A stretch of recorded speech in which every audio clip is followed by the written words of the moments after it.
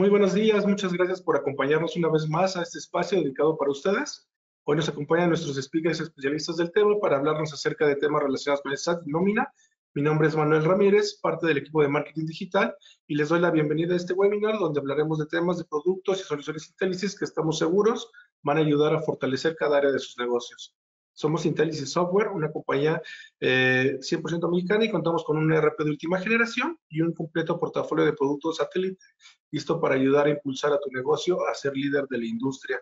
El día de hoy nos acompaña Anatolio Estrada. Hola Anatolio, ¿cómo estás? Bien, gracias, Manuel. ¿Y tú?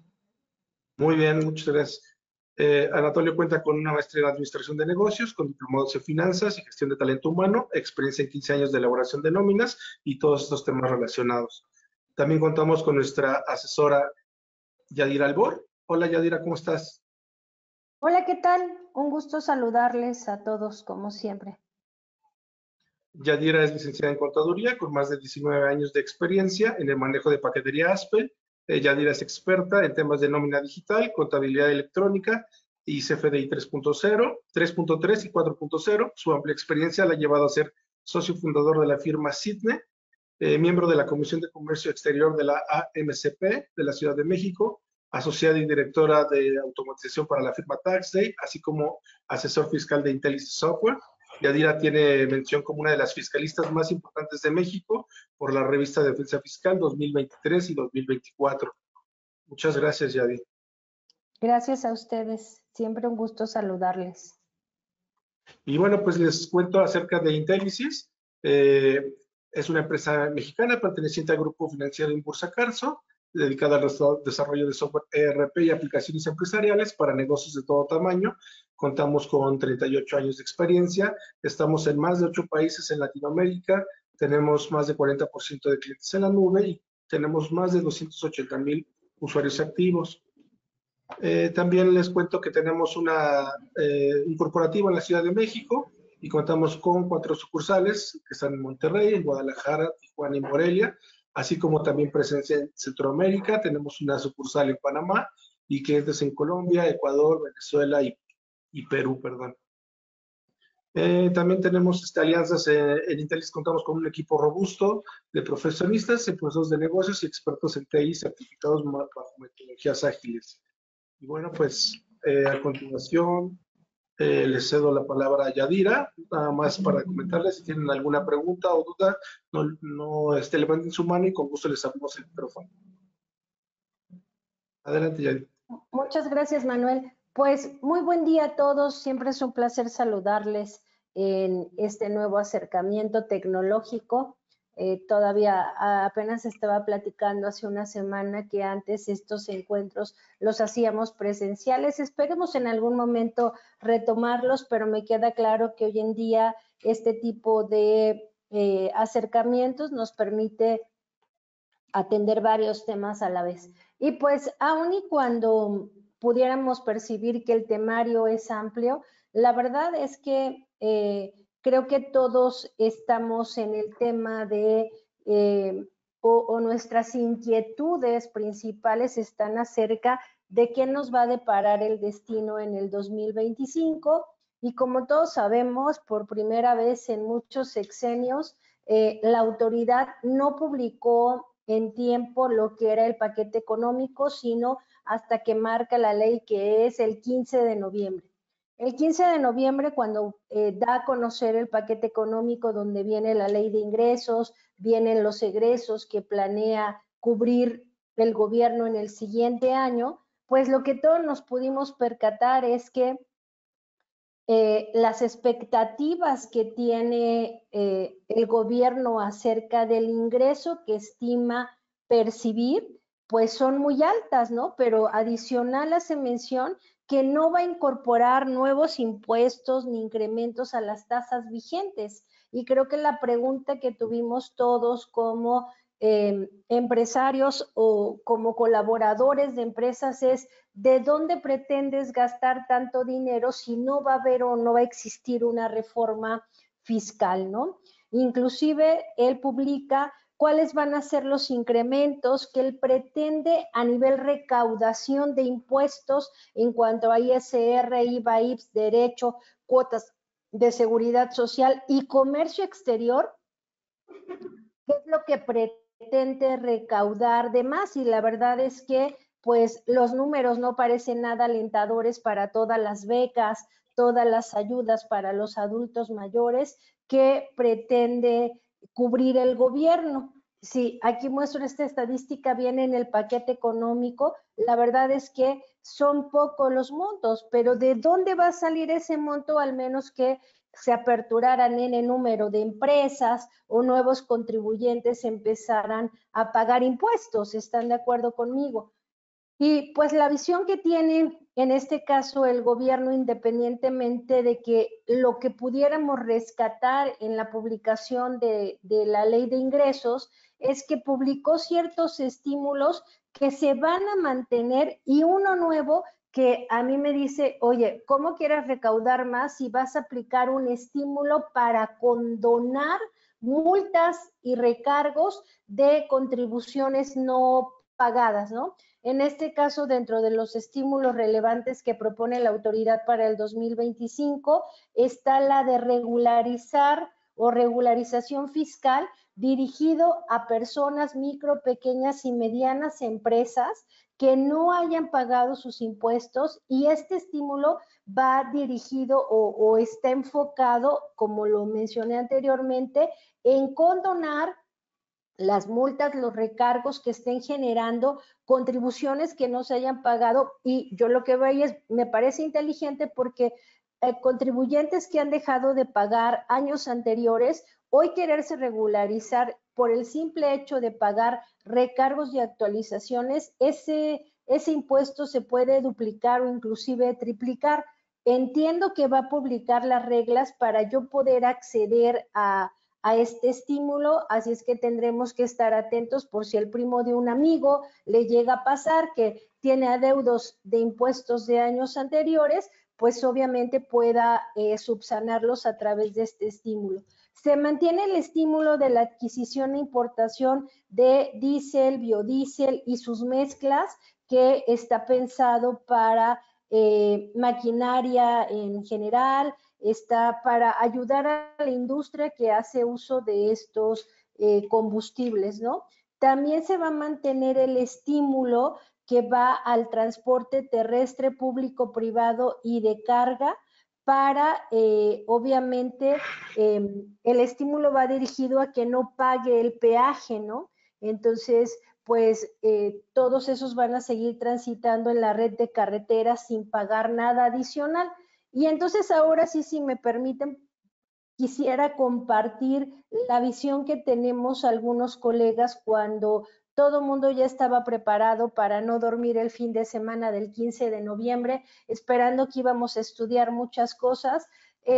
Lo que no hay reformas sustanciales en cuanto a las leyes, lo que presumimos es que hoy en día el mejor herramienta de recaudación que tiene la autoridad son las invitaciones a través de la conciliación y del cruce de información que tiene la elaboración del CFDI versus las mismas declaraciones que nosotros presentamos, y no hablo solo de la presentación donde hay pago de impuesto como es el ISR o el IVA, sino también hablo de declaraciones informativas como el año pasado lo vimos a través de la presentación de la DIOT. Entonces, lo que sí va a robustecer en este siguiente ejercicio la autoridad va a ser la parte tecnológica para poder analizar la información, pero ojo, de una manera no, o cómo explicarlo, como dirían algunos colegas, no de forma, sino de fondo. Hasta ahorita todas las invitaciones que manda el SAT están basadas en datos exactos, crudos, brutos, no sé cómo llamar para que quede claro, que tiene el CFDI. Quisiera externar un ejemplo. Está basado en que si mi recibo de nómina dice que yo retuve 20 pesos de ISR, él espera que yo declare esos 20 pesos. Pero no se ha metido a hacer el cálculo para ver si esos 20 pesos que yo retuve están calculados de manera adecuada.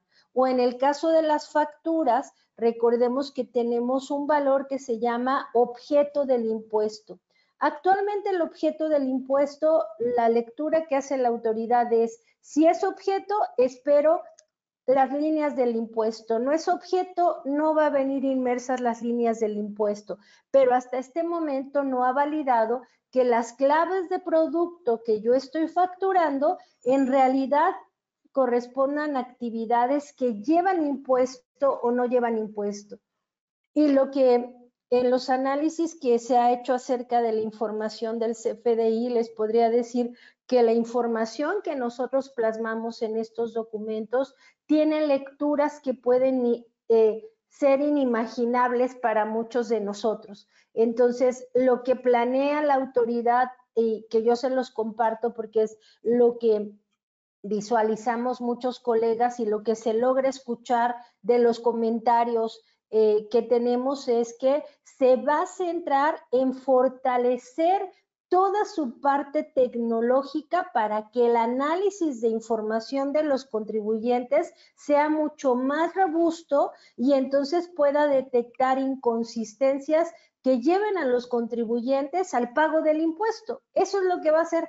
O sea, lo ha dicho, inclusive si escucharon las pláticas que tuvieron con el secretario de Hacienda, fue que piensan fortalecer todo el desarrollo tecnológico a través de softwares que inclusive creo que ahí pudiéramos tener cierta ventaja porque no piensan invertir en la compra de software, lo van a hacer a través del desarrollo de software abierto o gratuito que hoy en día está a disposición de cualquiera de nosotros. Pero sí es muy importante tomar en cuenta, estar atentos a la publicación de la resolución miscelánea fiscal, porque ahí van a venir muchos puntos que se pueden aclarar que hoy en día tenemos en el tintero y que pueden generar cambios como el subsidio para el empleo en el caso de la nómina, como los datos de carta aporte de COFEPRIS, que acuérdense que están ahorita pausados esos permisos de COFEPRIS que no han podido avanzar porque no han salido las reglas adecuadas para el manejo. Quizá pudiéramos esperar cambios en recepciones de pagos porque algunas de las, no inconsistencias, sino voy a llamarlo áreas de oportunidad que tiene este comprobante es que actualmente no me está leyendo impuestos locales. Si la recepción de pagos no me permite leer los impuestos locales que puede tener una factura como impuestos sobre hospedaje, impuesto celular, todos esos impuestos que tenemos a nivel estado, la lectura de la recepción de pagos no es correcta.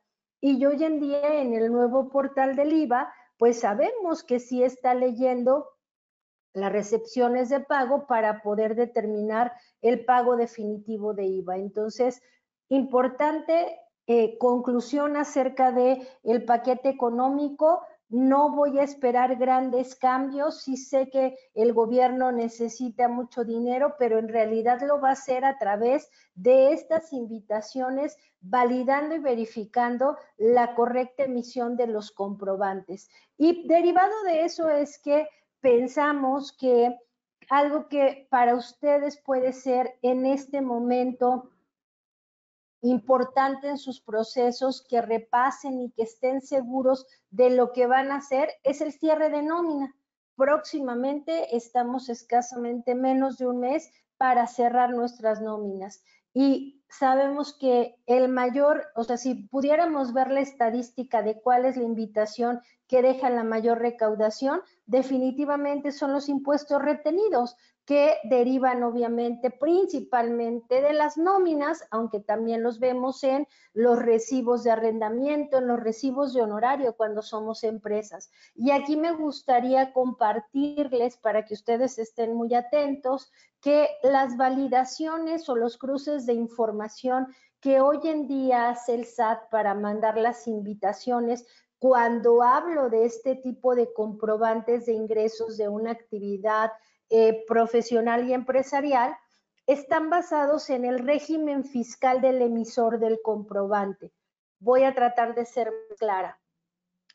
Puede pasarnos a cualquiera porque esto no se valida de la constancia de situación fiscal, que yo, Yadira, esté dada de alta en el régimen actividad empresarial y profesional para atender este tema de asesorías, pero al mismo tiempo puedo tener el régimen de arrendamiento porque estoy rentando un local, estoy rentando una oficina.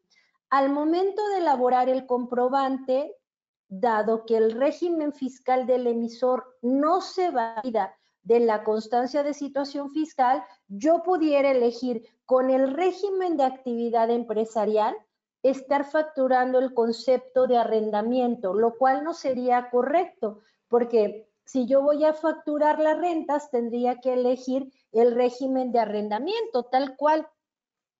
Esto ha llegado a suceder con muchas empresas porque derivado de esto, la autoridad manda invitaciones diciendo que yo, empresa, adeudo retenciones de honorarios, cuando en realidad lo que yo pagué fue arrendamiento. Entonces, es muy importante y son de estas cosas que ya han venido generando invitación, pero solamente para aquellos que pagan la retención. ¿Qué se visualiza?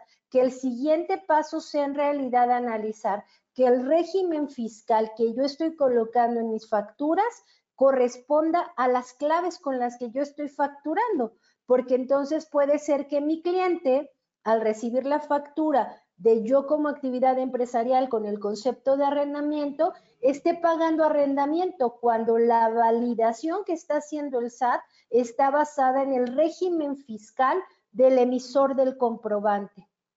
Entonces, van a venir muchos más cruces de información. Tenemos 3 años muy importantes y yo espero en un futuro poder compartir con Intelisys el tema de contabilidad electrónica. El año pasado, de manera aislada, empezaron a llegar en los estados de la República invitaciones que hablaban acerca de la no presentación de la contabilidad electrónica.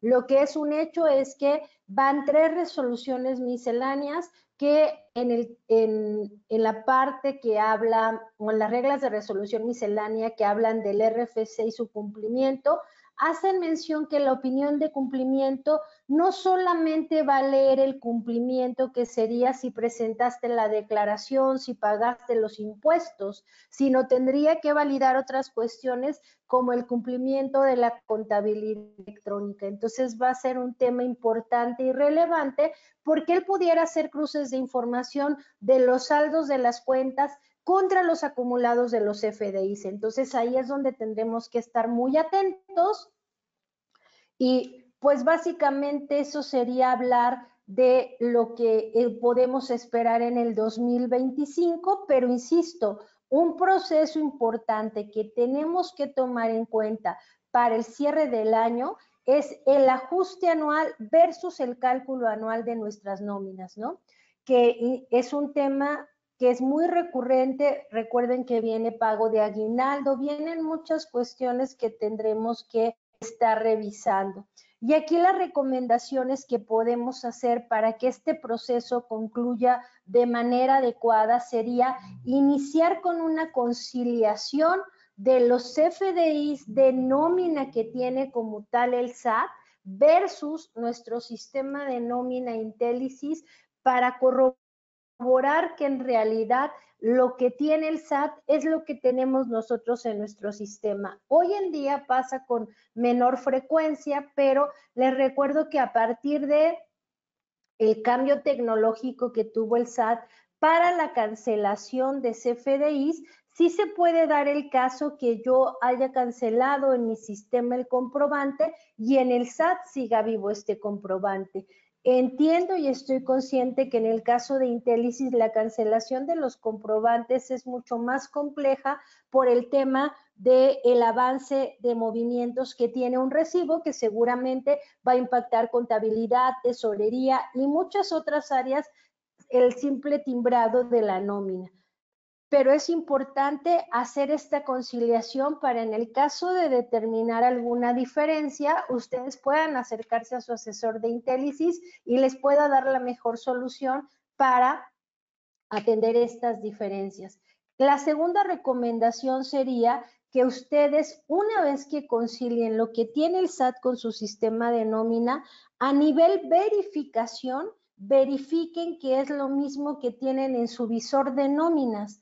¿Por qué en el visor de nóminas? Recuerden que la declaración anual en la parte de sueldos y asimilados se llena pues sí, se alimenta de la información que tiene el visor de nómina. Y en el visor de nómina tiene características muy específicas, como es que en algún momento de la historia no estaba leyendo los ajustes de ISR que pueden derivar del ajuste mensual. Voy a ser más clara. Tenemos en las guías de llenado de nómina el apéndice 7 que dice que yo, contribuyente, tengo la obligación de manera mensual de hacer un cierre mensual donde el objetivo principal era ajustar el subsidio causado. Pero hoy en día sabemos que no solamente me ajusta el subsidio, porque se puede dar el supuesto que yo en las primeras nóminas haya pagado una comisión, un bono, y en ese momento retenga más impuesto. Cuando viene el ajuste mensual, al acumular los ingresos que corresponden al mes, el resultado puede ser que yo le haya retenido más impuesto al trabajador. En ese caso, la empresa tiene la obligación de devolver ese impuesto que retuvo de más. Estas claves de devolución vienen en la sección de otros pagos, que a la lectura del visor de nómina estaba siendo complicado para la autoridad, porque él solo se basaba en la deducción de ISR. No leí estos ajustes que disminuyen el pago del ISR. Entonces, recuerden que en su visor de nómina ya lo pueden leer de manera mensual, y en la parte inferior, cuando tú le vas diciendo que quieres ver el detalle mensual, viene la extracción de una hoja de Excel, que es una hoja tabular, que les va a permitir ver los acumulados por mes y el acumulado anual, para que ustedes validen que lo que tiene el SAT, lo que tiene su sistema de nómina y lo que va a leer el SAT para efectos de la declaración anual o de la declaración de los trabajadores corresponda y sea la correcta. Pero la pregunta es, oye, Yadira, ok, ya estoy de acuerdo contigo en que tengo que validar con mi visor, pero ¿qué pasa si yo encuentro diferencias en mis recibos de nómina? Las diferencias en los recibos de nómina básicamente serían que yo haya exentado de más o haya exentado de menos. Y aquí es una pregunta que siempre suelo lanzar en las pláticas y en los cursos que yo doy, porque hay muchos supuestos bajo los cuales un recibo de nómina puede exceder el exento anual. Ejemplo, el pago de la prima vacacional. Muchas empresas hacen el pago de la prima vacacional cada vez que un trabajador sale de vacaciones. Recordemos que de acuerdo a la ley del ISR, en el artículo 93, marca que la prima vacacional solamente está exenta de manera anual hasta 15 UMAS en el año. Si estamos hablando que la UMA del 2024 está en 108.57, por 15 estaríamos hablando que la prima vacacional está exenta hasta en 1,628. Si vemos esos trabajadores que hoy en día con la antigüedad tienen más de 30 días de vacaciones, es muy seguro que yo, si no llevo un control adecuado de la exención de la prima vacacional, pueda exentarle una cantidad mayor a la que le corresponde, que serían 1,628. Otro ejemplo que yo sé que me van a decir que solamente le pasa al primo de un amigo. Podemos tener un trabajador de enero a mayo, donde en mayo, cuando le hacemos el finiquito, le pagamos y en consecuencia le exentamos en ese momento las 30 UMAS de aguinaldo, que serían un monto de 3,257. Pero el trabajador regresa a trabajar a la empresa en el mes de julio. En el mes de julio lo vuelvo a dar de alta en la nómina, lo cambio de trabajador porque le dije que no le iba a respetar la antigüedad y por si fuera poco tengo una nueva nominista. Es muy seguro que en diciembre, cuando le pague la parte proporcional del aguinaldo, le vuelva a exentar el aguinaldo. Y aquí la pregunta es, si yo como empresa le exenté a un trabajador de más, ¿ese recibo de nómina ya no va a ser deducible para la empresa o puede seguir siendo deducible? ¿Y cuál es la consecuencia que tiene la empresa? Por eso aquí hablo de corregir o de cancelar y volver a emitir, que va a depender del análisis que haga la empresa. Y a mí me encantaría que participaran, pero sé que por el tiempo y por la dinámica que tenemos, pues va a ser complicado que nos expliquen la respuesta, así es que yo les voy a compartir el análisis y ustedes me dirán si están de acuerdo o no con este análisis. En realidad, la deducibilidad de la empresa está marcada en el artículo 27 de la ley del ISR, donde hace mención que para yo poder deducir una nómina, tengo que dar de alta a los trabajadores en el IMSS, tengo que hacer retenciones, tengo que aplicar el subsidio, tengo que emitir comprobantes, pero en ninguna de estas fracciones que hablan de los requisitos de deducibilidad hace mención de que yo no pudiera deducir si un comprobante tiene exenciones de más. En realidad, el problema de que la empresa exente más de cualquiera de los conceptos que están enlistados en el artículo 93, el problema va a ser para el trabajador en cuanto él presente su declaración anual, porque él sí va a tener la limitante que al momento de que esta persona presente su declaración anual, la autoridad le va a decir, oye, pero solamente puedes exentarme 30 UMAS de aguinaldo, aunque tú tengas exento 60, 45, los que sea, solo me puedes exentar 60 y entonces ahí sí el trabajador al momento de hacer el cálculo es muy probable que en lugar de obtener un saldo a favor tenga un ISR a pagar. La consecuencia que va a tener la empresa bajo estos dos contextos, el primero que el SAT no está haciendo las cuentas en este momento para revisar que las exenciones sean correctas, pues no se va a percatar que le exente de más. Y la segunda es que recuerden que los exentos de la nómina no son 100% deducibles para la empresa, van a una proporción del 47-53 que viene por ahí en un transitorio.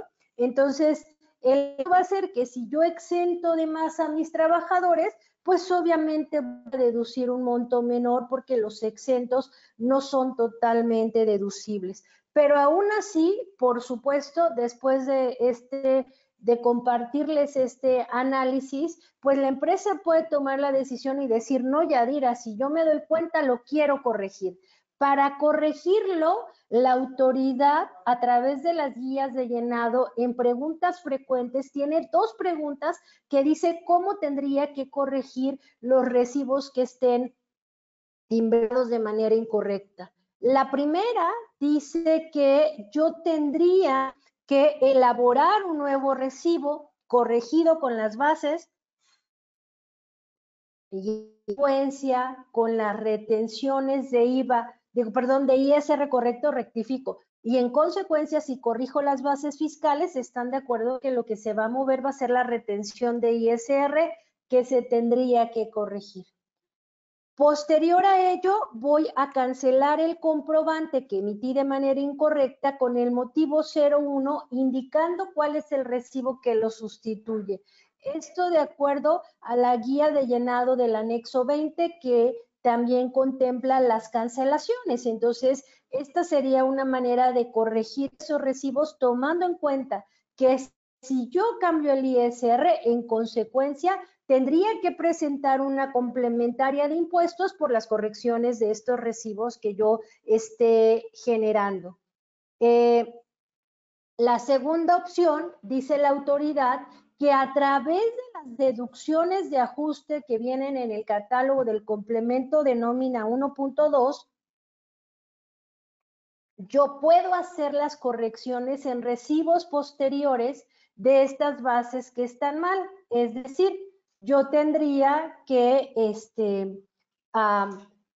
voy a poner un ejemplo, si en el mes de mayo la base de la PTU estuvo incorrecta, en este momento, a través de una deducción de ajuste de PTU gravable o exenta, yo pudiera corregir la base de la PTU que pagué meses atrás. Hay, por supuesto, otras opciones que ya no vienen fundamentadas en preguntas, pero que pudiera darse el caso quien me diga, no te preocupes, Yadira, voy a hacerle cálculo anual al trabajador de acuerdo a las obligaciones que veremos más adelante y en ese momento corrijo las bases fiscales. Y yo le digo, la verdad es que no tengo problema que las corrijas en el cálculo anual. El problema más bien estaría si ese trabajador ya no está conmigo. ¿Están de acuerdo? Si ya no está conmigo, ya ni cálculo anual le voy a hacer. Si no le voy a hacer cálculo anual, no puedo corregir las bases fiscales. Pero al final del día, por eso empecé este tema de las correcciones, explicando que para una corrección del recibo en realidad tendría que ser un dato relevante, como por ejemplo, una sugerencia que yo sí haría para las correcciones de los recibos, es que esté utilizando, y es que déjenme, me voy a mover unas diapositivas adelante y después me voy a regresar. En la guía de llenado del complemento de nómina 1.2, el apéndice 6 habla de la matriz o cruce de percepciones y deducciones que el SAT utiliza para sacar los acumulados del cálculo anual de los trabajadores. Y empezando por el régimen 02 de sueldo, enlista todas las, quería hacerlo un poquito más grande, enlista todas las percepciones, tanto grabadas como exentas, que va a acumular de manera anual para el cálculo del trabajador. Y en las deducciones suele mostrar todas las deducciones que va a restar a esa base gravable. Entonces, voy a poner un ejemplo. Si yo en mi empresa doy anticipos de salario a mitad de la nómina, el anticipo de salario, ¿cómo funciona? Es que el trabajador viene y me dice, oye, ¿me puedes anticipar 1,000 pesos? Yo le doy los 1,000 pesos y en la siguiente nómina yo le resto los 1,000 pesos que le di como anticipo. Pero las guías de llenado dicen que la deducción 12, anticipo de salario, me va a restar las bases anuales del trabajador. Entonces, si el trabajador solo tiene timbrado sueldo, pero al mismo tiempo tiene timbrado la clave 12 de anticipo de salario, el efecto fiscal es que el SAT le va a reducir la base fiscal cuando el anticipo en realidad correspondería a un sueldo que le estoy adelantando. Entonces, en ese contexto, la autoridad dice, si tú das préstamo de anticipos de nómina, al mismo tiempo que le descuentas con la clave 12, tendrías que timbrarle con la clave 038 el anticipo de la nómina para que entonces quede el sueldo más los anticipos, menos el anticipo se netea y solamente queda el acumulado del sueldo. Entonces, yo la recomendación que siempre hago es, oye, Yadira, voy a abrir una nueva percepción, voy a restar algo, siempre validen a través de esta matriz si las claves que están utilizando van a impactar el cálculo anual de los trabajadores, ¿no? Pero continuando con lo que estábamos platicando acerca de las conciliaciones, y una vez que tengo claro si voy a corregir o no, digamos que este cuadrito solo es como breviario cultural, porque yo empecé también cuando hice la reflexión del inicio, hablando de contabilidad electrónica. Eso quiere decir que los recibos de mi nómina tendrían que cuadrar como mínimo con los códigos agrupadores que se mencionan en esta diapositiva. Yo espero que todos ustedes estén atentos a el envío de su contabilidad electrónica, porque les prometo que el próximo año puede tener mucha tela de dónde cortar este tema. Bueno, pero una vez que yo ya hice el cuadre, la validación, la corrección, y recuerdo que en la resolución miscelánea fiscal de cada año desde hace más de 5 años, se viene publicando una reglita en el capítulo 275 que habla de los recibos de nómina, que dice que yo tengo hasta el último día del mes de febrero del siguiente ejercicio para poder hacer correcciones de los recibos de nómina. Entonces, pues ahí pueden estar atentos en cuanto a la corrección. Recuerden que tienen todo el equipo que los atiende en Intelis, los consultores, producto, para estar atento a cualquier cambio que ustedes requieran en este tema de nómina, ¿no? En el caso de las, ya que yo hice toda esa validación, pues entonces ahora voy a ver si tengo que hacer el cálculo o el ajuste anual correspondiente. Recordemos que las empresas, de acuerdo al 99 de la ley del ISR en la fracción segunda, dice que tengo la obligación de hacerle el cálculo anual a las personas que les hubiera pagado sueldos y salarios de acuerdo a las reglas de el artículo 97 de esta misma ley del ISR. Ese artículo 97 dice que yo como patrón tengo la obligación de hacerle cálculo anual a mis colaboradores siempre y cuando se cumplan estos requisitos o cualquiera de estos, ¿no? Primero, que haya trabajado conmigo todo el año completito, del 1 de enero al 31 de diciembre. Segundo, que los ingresos anuales de los trabajadores grabados sean de más de 400,000 pesos. Si el trabajador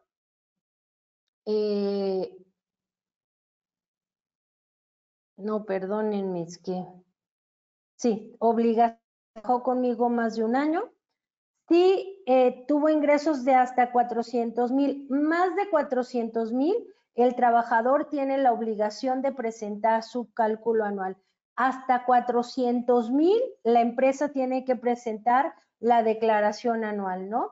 Y obviamente ese trabajador, de acuerdo al 98, que ahorita le voy a ceder la palabra a Anatolio para que él diga las situaciones bajo el cual el trabajador tiene que presentar su declaración anual, y por la que no pudiera presentarles porque el trabajador me externó a través de un escrito, que les recuerdo que ese escrito viene fundamentado en el artículo 81 del reglamento de la ley del ISR, que dice qué es lo que tiene que contener. Muchas empresas lo que hacen es que desde esta nómina empiezan a mandar comunicados a sus trabajadores para decirles si es que ellos van a presentar su declaración anual o no. Aquí, antes de cederle la palabra a Anatolio, me gustaría hacer un comentario importante, porque en años anteriores, estoy haciendo referencia casi del 2015 para atrás, cuando todavía se presentaba la declaración informativa de sueldos y salarios, en esa declaración yo indicaba si le había hecho cálculo anual al trabajador, sí o no, pero era literalmente un cheque que yo marcaba en la declaración. Si yo indicaba que le había hecho cálculo anual al trabajador, en las páginas del SAT, si el trabajador quería presentar su declaración anual, ya no lo dejaba, porque ya el patrón había hecho el cálculo anual. Si bien es cierto que sigue subsistiendo el artículo 97 que dice cuándo el patrón presenta la declaración anual, y el 98 que dice cuándo el trabajador tiene la obligación de presentar su declaración anual, ya no hay ningún check ni ninguna validación que le diga al SAT que el trabajador ya presentó declaración anual. ¿Qué es lo que quiero concluir con esto? Que independientemente de que ustedes hagan el cálculo anual, el trabajador de manera libre va a poder presentar su declaración anual si así lo decide. Sigue siendo mi obligación hacerle el cálculo anual, pero ya no está limitado a que si lo hace el patrón, ya no lo pueda hacer el trabajador. De cualquier forma, recordemos que toda esta información de la nómina forma parte de la contabilidad para efectos fiscales y yo como patrón tengo que darle todo el seguimiento de preguntarle al trabajador si él va a hacer su declaración o quiere que yo la haga en los supuestos de que gane hasta 400,000 y haya trabajado conmigo todo el año. Anatolio, te cedo la palabra para que expliques cuándo el trabajador presenta su declaración anual. Sí, Yadira, muchas gracias. Buenas tardes a todos. Aquí los trabajadores que están obligados a presentar su declaración anual, como bien lo mencioné Yadira, son las personas que ganan superiores a 400,000 pesos al año o bien han tenido 2 patrones o más, aunque no rebasen esta cantidad. Como bien mencionó Yadira, las empresas mandan un comunicado indicándole a los empleados si van a hacer su declaración y que hagan entrega del formato correspondiente para poder no hacer la declaración y que ellos la hagan aparte. Y como bien lo mencionó también, esto, aunque nosotros hagamos la declaración de ellos pueden hacerla adicional y así tienen algún ingreso, algo por para acreditar a su favor, lo pueden meter sin ningún problema. Para los trabajadores que no tienen el año completo con nosotros, también tienen que hacer su presentación de declaración y tanto para los que tienen algún otro régimen y jubilación, también van a presentar sus propias declaraciones. Algo muy importante en esta parte es que aunque los trabajadores solo hayan estado con nosotros no podemos saber si las personas tienen otro tipo de régimen a menos que nos compartan su constancia de situación fiscal. Y aunque tengan otro régimen, no significa que hayan facturado, por lo cual tendrían que ellos notificarnos de manera correcta que no van a presentar su declaración. Y sería todo de mi parte por el momento. Gracias, Anatolio. Complementando la aportación de Anatolio, me gustaría hacer mención que en el artículo 152 del reglamento de la ley del ISR dice que aun y cuando este artículo 98 obliga a los trabajadores a presentar su declaración anual, van a quedar exceptuados aquellos trabajadores que, aunque no hayan trabajado todo el año, no hayan tenido ingresos de más de 400,000 pesos ni trabajado de manera simultánea con más de 2 patrones. O sea, aquí este 98 dice que el trabajador está obligado cuando trabajó con 2 o más patrones. Aquí lo dice, ¿no? Pero el reglamento dice que solamente si trabajó de manera simultánea tiene esa obligación. Es decir, aquel trabajador que estuvo de enero a abril con un patrón y terminó su relación, y luego de junio a agosto con otro, y luego de septiembre a diciembre con otro, aunque haya tenido más de 3 patrones, si no fueron de manera simultánea y no tuvo ingresos de más de 400,000, no está obligado a presentar su declaración anual. Entonces, ahí les paso ese tip, porque ojo, también ahorita seguramente o el próximo año van a empezar a llegar invitaciones a las personas físicas diciendo que no presentaron su declaración anual, pero este 52 los puede respaldar para que no necesariamente presenten esa declaración, ¿no? Este es un breviario cultural para que le puedan dar el consejo al primo de un amigo o puedan despreocuparse de sus colaboradores. Pero una vez que la empresa ya determinó a quién sí le tiene que hacer el cálculo anual, entonces el proceso del cálculo anual viene definido en el artículo 152 que dice todo lo que tengo que acumular, todos los ingresos que tengo que acumular para el cálculo anual. Una vez que yo ya tengo ese acumulado, pues le voy a aplicar la tasa anual de acuerdo a la tabla, que les recuerdo que se publica en el anexo 8 de la resolución miscelánea. Importante, como les dije, que validen que las percepciones y las deducciones que aplicaron son las correctas. No me voy a centrar a explicarles que lo sumas, lo restas, lo multiplicas y lo divides, porque aparte de que estoy segura que todos tienen su hoja de Excel que hace esto, y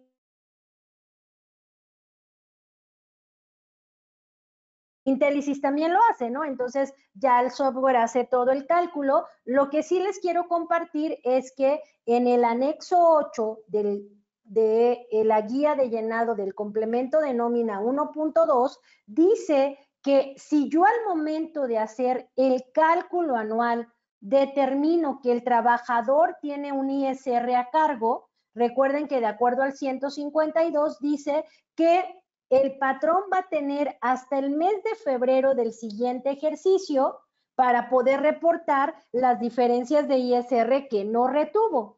Pero también dice que si el trabajador obtiene un saldo a favor, yo ya no se lo puedo devolver y se lo tengo que compensar contra el impuesto de los siguientes periodos.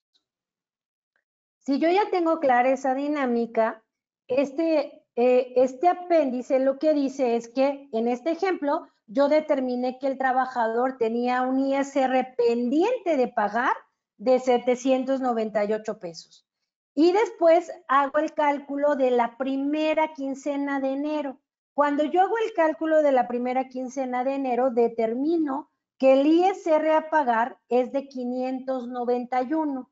Lo que dice esta guía de llenado es que al momento de timbrar el mes de enero, y le voy a pedir permiso a los chicos porque me voy a mover y a todos, porque en el catálogo de deducciones del complemento de nómina del SAT vienen solamente dos claves de ISR. La clave 001, que es ISR como tal, y la 101, cuya definición es ISR de ejercicios anteriores. Eso quiere decir que si yo en el mes de enero o febrero en mi recibo de nómina timbro estos 798.44, estaría haciendo referencia y le estaría diciendo al SAT que con la clave 101 de deducciones estoy reteniendo el ISR del año anterior. ¿Sí me van siguiendo? Perdone, producción, porque habíamos quedado, que bueno, es muy complicado moverse, pero sí me gustaría que a nuestros clientes y los que nos acompañan les quede claro este tema de cuáles son las claves a las que hago referencia, porque aquí pudiéramos, y ojo, por eso lo hago mención, porque me ha tocado revisar recibos de nómina en diciembre, donde están utilizando claves que no tendrían que corresponder. Denme un segundo para que les quede mucho más claro. Este es el catálogo del complemento de nómina y aquí tengo el catálogo de deducciones. En el catálogo de deducciones, si yo hago el filtrado para encontrar las claves que tienen que ver con el ISR, voy a encontrar dos. La primera, que perdón, es la 002, solamente dice ISR. Y la clave 101 dice ISR del ejercicio anterior. Entonces, creo que todos van a estar de acuerdo conmigo que si yo hago el ajuste anual, es decir, en la nómina, en la última nómina de diciembre, aplico la tabla de la tarifa anual y sale un ISR a retenerle al trabajador, no se lo puedo retener con la clave 101, porque si estoy en diciembre, le estaría diciendo al SAT que estoy reteniendo del ejercicio anterior. Ejemplo, si estoy en diciembre del 2024 y me sale un ISR a pagar y yo digo, pero como es del 2024, le pongo la 101, el SAT va a entender que estoy reteniendo del 2023 y no del 2024. Y aquí es donde empiezan a generarse las diferencias del título que yo puse, diferencia entre cálculo anual y ajuste anual. Si yo el ajuste lo hago en diciembre y sale un ISR a pagar, la clave correcta con la que le tengo que retener al trabajador es la 002, porque estoy en diciembre. Si yo el cálculo anual lo hago en enero, entonces sí, y ahí determino que el trabajador debe impuestos, lo tengo que cobrar con la clave 101, porque en enero del 2025 sí le estaría diciendo al SAT, estoy reteniendo impuestos del 2024. Lo mismo si llegara a existir un saldo a favor o una devolución de impuestos. En las claves de otros pagos, la clave 001 dice reintegro de ISR pagado en exceso siempre que no se haya enterado al SAT. ¿Están de acuerdo que si en diciembre yo hago el ajuste anual y en ese ajuste determino que le retuve impuesto de más al trabajador? En ese momento, como yo todavía no lo declaro y estoy en diciembre, pudiera devolverle esa diferencia al trabajador con esta clave 001, que es reintegro de ISR pagado en exceso. Pero si yo ya estoy en enero y en enero hago el cálculo y determino que el trabajador tiene un saldo a favor, entonces la clave que tendría que utilizar es la 004, que se define como aplicación de saldo a favor por compensación anual. Y entonces sí, me va a llevar el control. Recuerden que si yo voy a aplicar saldos a favor, las reglas de la guía de llenado dice que yo tengo que indicar el año al que corresponde el saldo a favor, el monto del saldo a favor, el monto que voy a aplicar o que voy a compensar y tener la diferencia que queda por compensar.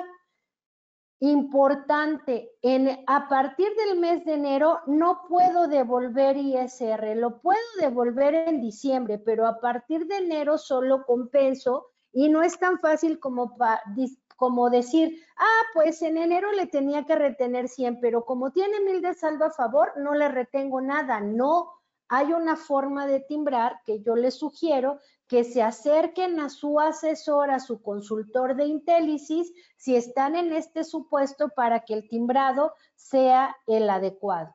¿Ok? Bueno, entonces voy a regresarme ya a la presentación. Esto viene explicado en el apéndice 8 de la guía de llenado del complemento de nómina y pues básicamente hablar de diferencia entre ajuste anual y cálculo anual va a depender del momento que yo lo realice. Si yo aplico las tarifas en diciembre, las tarifas anuales, estoy haciendo un ajuste anual. Si yo lo hago en enero, estoy haciendo un cálculo anual y la diferencia radica en las deducciones o en los otros pagos que yo tendría que utilizar para hacerle mención a la autoridad de lo que voy a realizar, ¿no? Entonces, pues ahí ustedes atentos con estos procesos porque voy a decir un comentario que espero que todos me entiendan y quien no, pues recuerden que independientemente que al final hay una sesión de preguntas y respuestas, si ustedes llegan a tener alguna duda, pueden contactar al equipo de Intellisis para que yo les pueda aclarar esa duda, pero no dentro de 2 meses, ¿eh? O sea, ahorita que estamos en esta semana, quizá la siguiente semana, porque de repente, oye, es que dice un cliente que fue una plática tuya de hace 3 meses, pues ahí sí les pediría, pero aún así saben que el equipo de Intellisis cuenta con mi apoyo y si ustedes tienen alguna duda, pueden acercarse a ellos y ellos me van a contactar para podérselas aclarar, ¿no? Y pues básicamente aquí es importante este tema del correcto timbrado. Iba a ser mi comentario. El comentario que iba a hacer que es muy importante para mí compartírselos es que el SAT no tiene ningún campo, ningún dato, nada que le dé la certeza, que la empresa está realizando el cálculo anual. No la tiene. La única clave que le pudiera dar, o las claves que le pudieran dar a la autoridad la visión de que se está aplicando, es la 101 que habla de ISR de ejercicios anteriores, que la puedo aplicar solamente durante enero y febrero del siguiente ejercicio, o la clave 004 que habla de saldo a favor por compensación de ISR. Pero si yo todo lo hago en diciembre, lo voy a hacer con las claves normales. Y eso es lo que me permite complementar el comentario que hice hace rato, donde yo les decía que independientemente de que yo le haga el cálculo anual al trabajador, el trabajador va a poder seguir presentando su declaración anual porque no hay ningún dato que le dé a la autoridad la certeza que se esté realizando este cálculo, ¿ok? Bueno, pues hasta aquí doy por terminado este tema. No sé, el siguiente tema es platicarles acerca de algunas iniciativas de reforma que están sobre la mesa en el Senado, que siguen avanzando, que tienen ya algún tiempo sobre la mesa y que se han detenido mucho, sobre todo porque el impacto lo tienen las empresas con estos cambios. Para ello, le voy a ceder la palabra a Anatolio. Aquí, para el siguiente año, se tiene un pronóstico del 12% para el incremento de lo que viene siendo el salario mínimo. Todavía no es algo que esté al 100%. Tendremos la notificación aproximadamente por el 15 de diciembre y estarían quedando en 278.80 y 419.88. Les recuerdo que el gobierno tuvo el compromiso con todos los trabajadores de mejorar su vida, ¿no? Y eso lo está llevando a través de los incrementos de los salarios. Este incremento de salario es importante que ustedes lo tomen en cuenta porque en el artículo 96 de la ley del ISR hay una interpretación, porque no es otra cosa más que una interpretación. Este artículo 96, que es el que habla del cálculo mensual del ISR, dice que no se efectuarán retenciones a las personas que únicamente perciban un salario mínimo en el mes. Digo, hay colegas, la verdad es que tienen una interpretación muy estricta donde dicen que un salario mínimo serían 248 pesos al mes. La verdad es que no creo que nadie trabaje por 248 pesos al mes. Entonces, la interpretación general de este renglón que tiene el artículo 96 es que aquellos trabajadores 24 perciban hasta 7,500, que serían los 248.93 por estaríamos hablando que en este 2024 los trabajadores que ganen hasta 7,567.47 no tendrían retención de ISR ni de las cuotas obreras del IMSS. Para el 2025 estaríamos hablando de aquellos que ganen, si es que se acepta, que es muy seguro, porque la propuesta inicial iba del 10 al 15%, pero la verdad es que las empresas no aguantarían porque este incremento, si estamos hablando que la inflación presumen que va a quedar en un 4%, del 4 al 12 son 8% que literalmente la carga del costo de nómina estaría a cargo de las empresas y ya llevamos 2 años con un incremento del 2020, sería muy complicado para la industria poder mantener un incremento nuevamente del 20 con lo que implica la carga social de la nómina. Pero lo que es un hecho es que si quedara en este 12%, todos aquellos que en cualquier parte del país, excepto la zona fronteriza, perciban hasta 8,475, no pagarían impuesto. Y ojo, estoy hablando de percibir, no que su salario diario sea el mínimo, sino pudiéramos hablar de una persona que gana 15,000 pesos al mes y que se incapacita una semana y solo trabaja la segunda semana. Si solo trabaja la segunda semana, estaría ganando 7,500, que sería menos que 8,400. En consecuencia, no habría retención de ISR. Importante porque el artículo habla de percibir. Pudiera tener alguien que solo gana el mínimo, pero le pago comisiones, y entonces va a ganar más de los 8,400 y en consecuencia sí tendría que haber una retención de ISR. Otro dato que va a mover este incremento del salario es que va a dejar un margen muy pequeñito en lo que es la aplicación del subsidio para el empleo. Recuerden que a partir del mes de mayo del 2024, el límite para aplicar el subsidio son un monto de 8,000, 9,000, espérenme, porque ahora sí que ando en tantas cosas que se me fue el dato, pero base para, denme un segundo. Nos comenta Jesús García que 7,400 más o menos.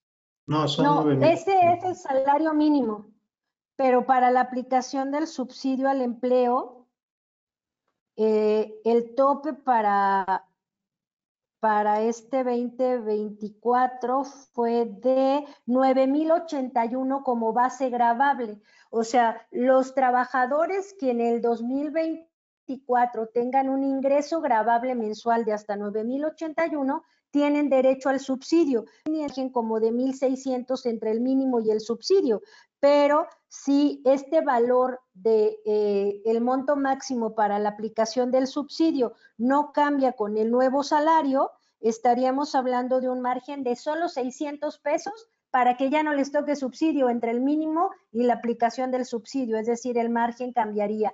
Dato también importante que tengo que considerar es que en la zona fronteriza el incremento, aún siendo del 12%, el salario es diferente, y recuerden que la ley del Seguro Social, yo no puedo tener dado de alta a ningún trabajador por debajo del mínimo, salvo que hubiera jornadas reducidas, en cuyo caso sigue dado de alta con el mínimo, pero por las jornadas reducidas su base de cotización puede ser menor, pero es muy importante que tomen en cuenta este tema, ¿no?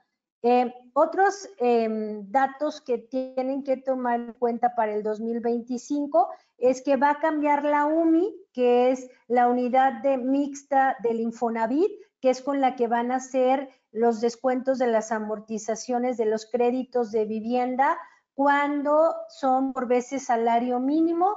Este se publica a mediados de enero, pero tiene aplicatoriedad desde principio de enero. Y al dato que también tienen que estar muy atentos es a la UMA. La autoridad tiene hasta el día 10 de enero para publicar la UMA, pero acuérdense que la vigencia empieza en febrero.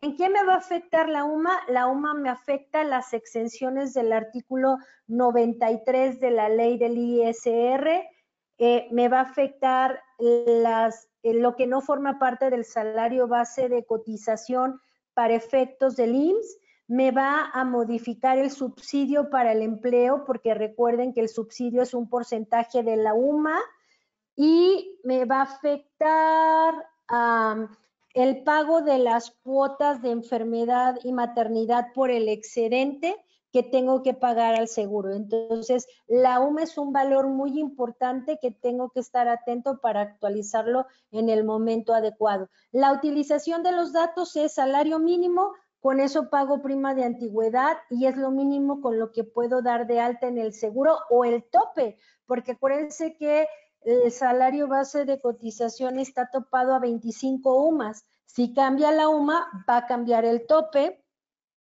La UMA, ¿cómo la utilizo? Y la UMI, ¿cómo la utilizo?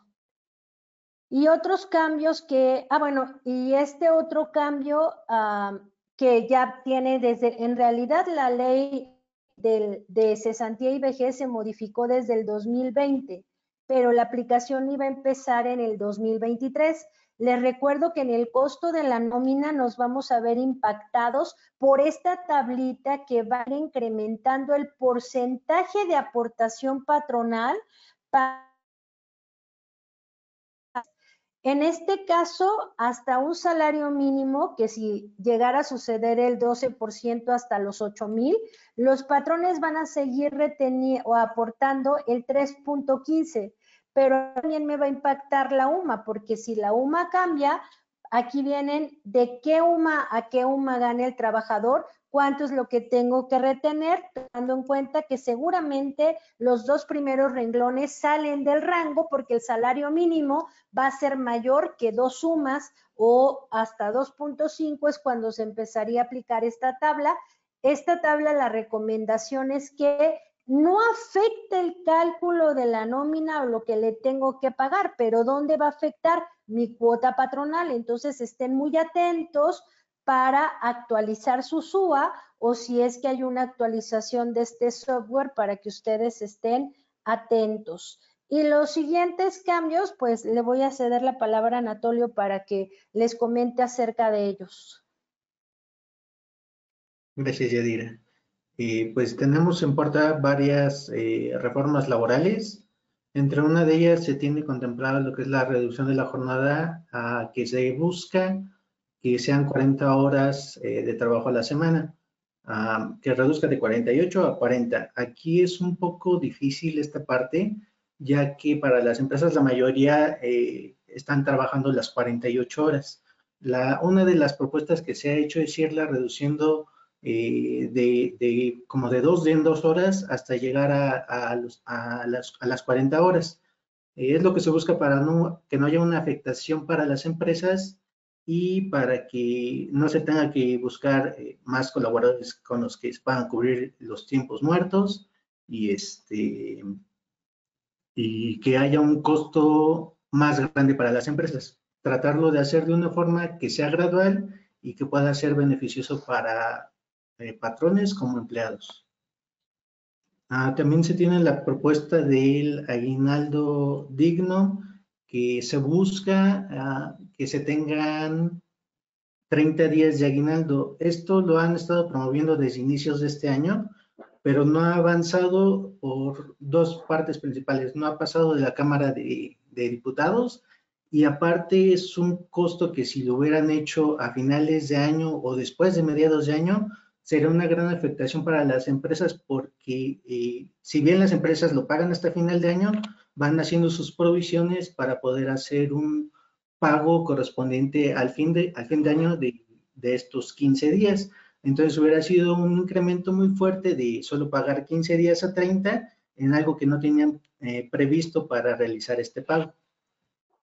También se busca que la prima de antigüedad, actualmente por ley se tiene que entregar a las personas que tienen más de 15 años de antigüedad o bien si es un despido injustificado por el tiempo que estén trabajando con nosotros.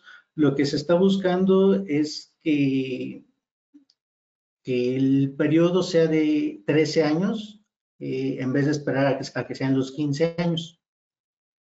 Algo que se ha estado impulsando mucho también en esta parte es la desconexión laboral, que normalmente las personas tienen sus jornadas laborales y por decir, se acaban a las 6, 7 de la noche, hay veces que las personas, como sus jefes, los buscan para que puedan apoyar en alguna emergencia o algo que haya sucedido con la empresa. Lo que se busca con esta ley es que tú, una vez saliendo de tu trabajo, ahora sí que concluyas tus operaciones y solamente que sea un caso muy emergente puedas laborar, pero procurando que esto no suceda porque es una afectación que tiene tanto en lo familiar como en otros casos. También una de las propuestas que se está haciendo es que se tengan más días obligatorios. Si bien muchas empresas, por ejemplo, dan el jueves y el viernes santo, que no es una obligación que sea de ley, por la parte de la religión de la mayoría de los mexicanos aquí, se les otorga ese día y también se están buscando tanto el 5 de mayo, el 15 de mayo, el 2 de noviembre y también el 12 de diciembre.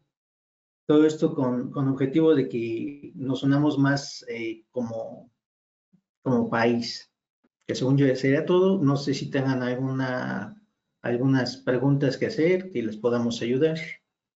Dice Jesús, creo que en un futuro quitarán el subsidio y se pagará el ISR sobre sueldos. Solamente se acredita, en este caso el causado. Recuerden que a partir del mes de mayo ya no hay devoluciones de subsidio para el empleo. Ese es un dato importante que tienen que verificar en sus nóminas. Ya no tendría que, bueno, sí aparece la clave de otros pagos, que es la 00, déjenme les digo cuál es, sigue apareciendo esta 002 de subsidio para el empleo, que aunque en la descripción sigue diciendo efectivamente entregado, ya no se entrega a partir de mayo, pero aparece como un requisito porque este dato está ligado a que en el recibo de nómina aparezca el subsidio causado, que es el de la tabla, es el que tú le aplicas en la tabla, que vas a utilizar en tu cálculo anual, porque una vez que tú haces el cálculo y que determinas cuál es el impuesto anual, le restas este subsidio causado y va a disminuir el impuesto anual que tienen que pagar. Entonces no se devuelve, pero sí tiene un impacto y pues siempre ha quedado la incógnita, pero derivado de que el SAT no puede validar, es una realidad hoy en día, hoy, desde el año pasado, que los montos de ingreso que no excedan, porque acuérdate, Anatolio, que yo hice mención que el 96 habla de que tú recibas hasta un salario mínimo, no está hablando de los que ganan un salario mínimo. Entonces, independientemente de que yo pudiera tener un trabajador solo con el mínimo, sin que tenga, que es absurdo, ¿verdad? Porque no solo es la PTU, es el aguinaldo, es la prima vacacional. Pero imaginemos esas nóminas de escritorio que siempre ganan lo mismo y ganan el mínimo. En la declaración anual desde el año pasado le sale un impuesto a pagar, en la anual. Y la no retención aparece en los pagos provisionales y no así en la anual. Entonces, muchos patrones estuvieron en la disyuntiva de si en el cálculo anual le retenía al trabajador el impuesto que no le había retenido mes a mes porque la aplicación del subsidio ya no les alcanzaba para cubrir el impuesto. En relación a eso, muchos colegas tenemos a bien la interpretación de la ley, entonces, aun y cuando no esté de manera textual en los artículos que hablan del cálculo anual, sería absurdo que si cada mes no me dejas que te retenga, me pidas que te retenga en el cálculo anual, lo cual sería no sería equitativo para el trabajador, pero al final del día, pues cada empresa toma las decisiones que hace en relación a estos cálculos, ¿no? Así es. Muchas gracias, Yadier. Tenemos una pregunta más.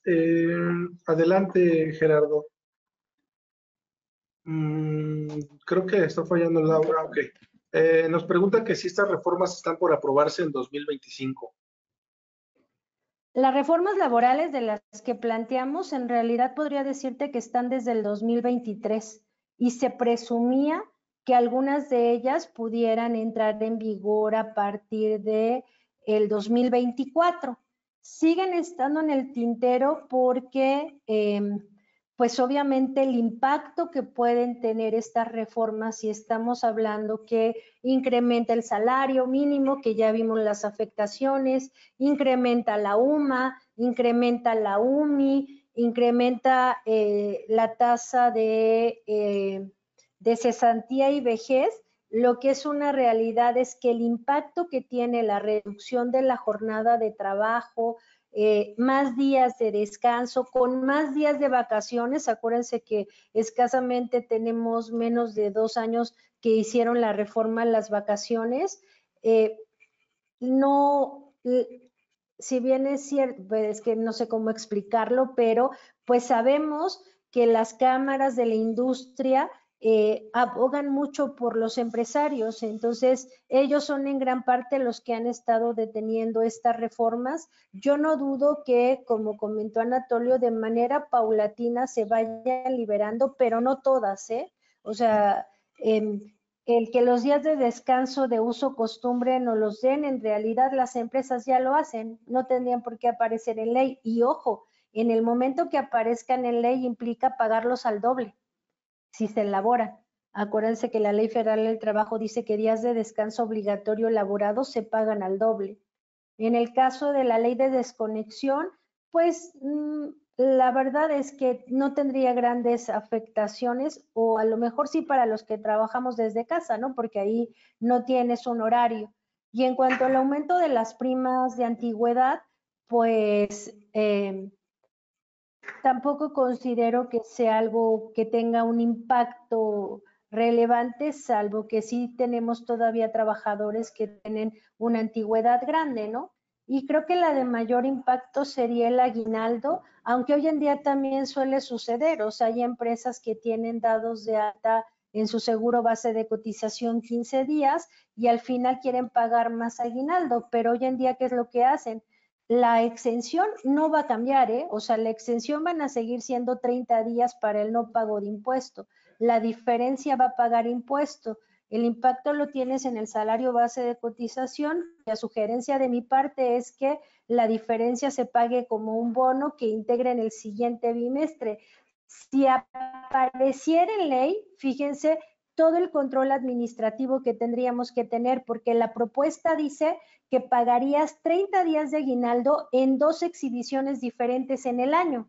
Eso quiere decir que si lo pagaríamos, voy a poner un ejemplo, en junio una parte y en diciembre otra, los controles para saber si te tocan los 30 o no te tocan los 30 o la parte proporcional sería muy complicado para las empresas, pero no tenemos la certeza de que vayan a pasar todas en el 2025, simplemente hay que estar preparados. Gracias a todas las personas que nos han acompañado el día de hoy. Valoramos mucho su participación. Recuerden que somos Intellisys Software, una compañía 100% mexicana con un ERP de última generación y un completo portafolio de productos satélite listos para impulsar a tu negocio a ser líder de la industria. Si tienen alguna duda, pregunta acerca de este webinar, pueden escribir a ylosada@intellisys.com. Y bueno, pues nada más para recordarles que les vamos a mandar esta información. Se va a publicar el video y cualquier pregunta, ahorita es el momento para dejarla en el chat y con gusto Yadira nos hace el favor de contestar. Y bueno, pues los invitamos a participar en el sondeo que va a aparecer al terminar este webinar. Muchas gracias, Anatolio, y muchas gracias, Yadira, por la explicación del día de hoy. Y bueno, pues los esperamos a la próxima. Hasta luego. Gracias por la invitación. Buen día y buen cierre de año. Muy Chao. bien.